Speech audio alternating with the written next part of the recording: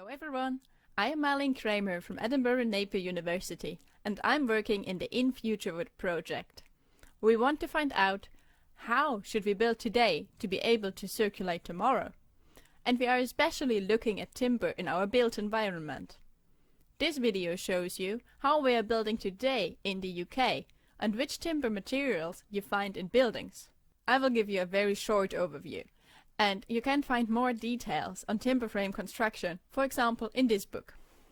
What does a timber frame house look like? If the image that pops up in your head looks something like this, you missed the development of the last couple hundred years. Since then, timber frame construction experienced its downfall in the early 20th century and its renaissance from the 1980s. It changed from heavy post and beam construction to light platform frame construction. Certainly, you can find one or another house that uses post and beam construction, but the majority of today's timber buildings in the UK looks like this. Masonry or brick cladding is often used, but underneath we find a load-bearing timber structure. The wall panels are usually prefabricated to some extent. Mostly open panels are used. They comprise of only studs with a sheathing and breather membrane. Closed panels are less common. They include thermal insulation and service fittings. A small share of building components is prefabricated as volumetric units, for example, fully fitted bathroom pods. Here you see the erection of a timber frame house with 2D open panels. The panels are floor to ceiling height and the upper floors serve as a platform for the walls of higher stories, therefore platform frame construction. The finished wall looks something like this. The elements in the wall are the sole plate, which is nailed to the concrete foundation and provides support to the wall. It's mostly made from preservative-treated softwood. The timber studs, mostly made from strength-graded, preservative-treated softwood, are the main structural element. They typically have a cross-section of 38 by 89 mm or 38 by 140 mm and are 2.1 meter long. They are placed at 600 or 400 mm centers. If the wall has to be thicker, for example to fit more thermal insulation, the studs can be made from I-joists or open web joists and the overall thickness can be increased to 200 or even 500 mm. In lower stories, studs may be doubled to carry higher loads, or CLT is used in multi-story buildings. The binders and rails are made from softwood and have the same cross-section as the studs.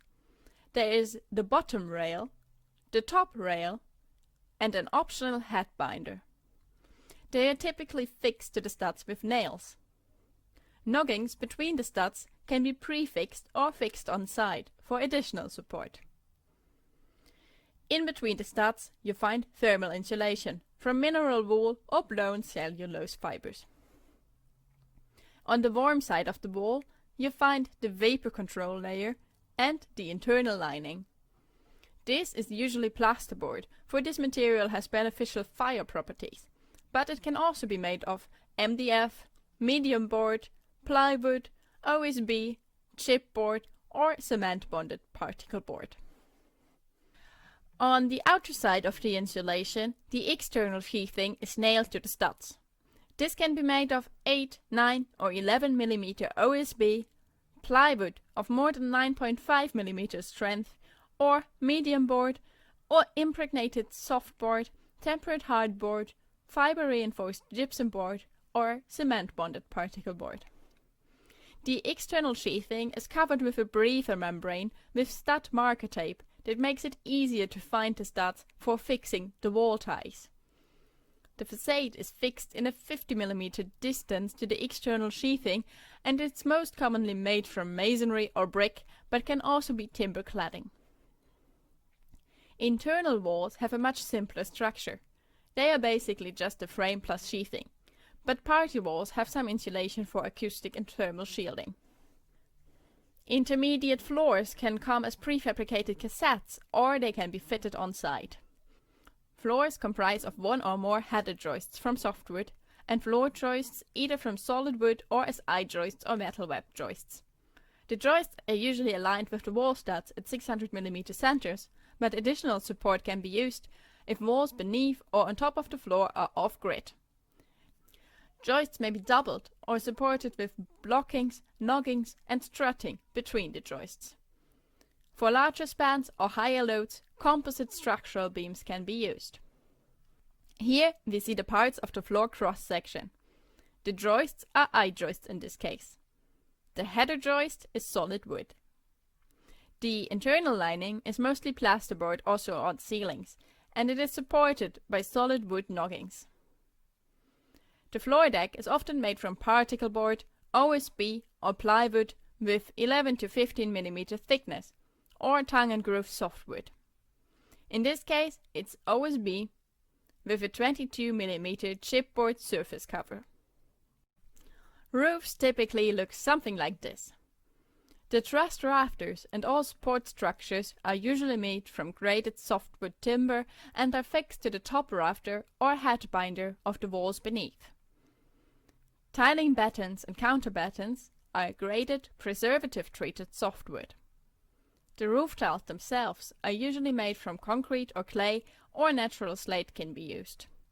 Thermal insulation can be fitted between rafters. Prefabricated panel roofs can be used as an alternative to trussed rafter roofs, but the materials are similar. So, this is the timber frame house of today. Or one of them, because obviously thousands of different configurations are possible and different materials are used in all of them. But we see there is a lot of solid wood, as well as many wood products in a typical house. These are the materials that we will find in houses that come to the end of their life in 30 to 120 years. Now, how well we can extract and reuse them, you can see in our other videos. But what about the future?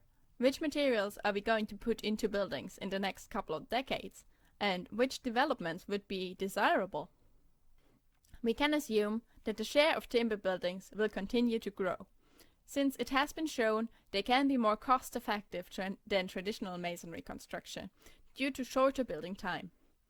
But even in today's masonry buildings, we find quite a bit of timber. The internal walls, intermediate floors and roof structure in masonry buildings is very similar to timber frame buildings. So we will find a lot of timber in future buildings. It is also likely that the popularity of mass timber, especially CLT, continues to grow and a local production might start. But this depends a bit on the building regulations for high-rise buildings. The fire regulations became stricter, and currently they don't allow combustible materials in the structure of buildings higher than 11 meters, which inhibits the potential of CLT quite a bit. Still, we might see a higher use even in low-rise buildings, and the policies might change again further down the line, so we will find mass timber products. The most important change we will see, however, is the modernization of the building sector, using modern methods of construction and more prefabrication. This has to happen in order to fix the broken housing market in the UK that has not been able to deliver the required amount of new dwellings since ever.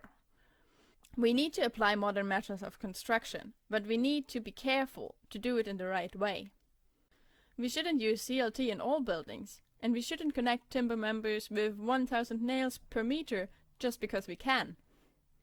A higher level of prefabrication means a higher productivity and lower wastage, but it can also allow to incorporate modular and adaptable design and take-back schemes that allow repair and retrofit instead of building demolition.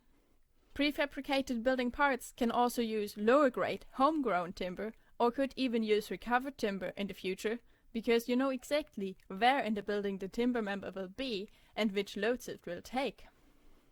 Some of these developments in the modernization of the building construction sector will come sooner or later, even in a purely cost-driven economy. Using less material or cheaper material is logical for any manufacturer.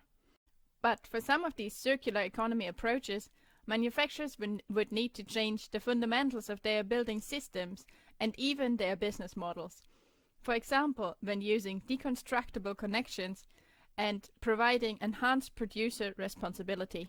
We are now at a critical stage of modernizing the UK's building construction sector But we need to do it correctly, or else we might modernize and still die, only 120 years later. The investment costs for a prefabricated building production line are high, and it's fair to assume that the housing output will continue to be dominated by few large players. They will ultimately have the power to decide what our future homes look like, and if they are made for the future or built as temporary accommodation. Thank you for watching.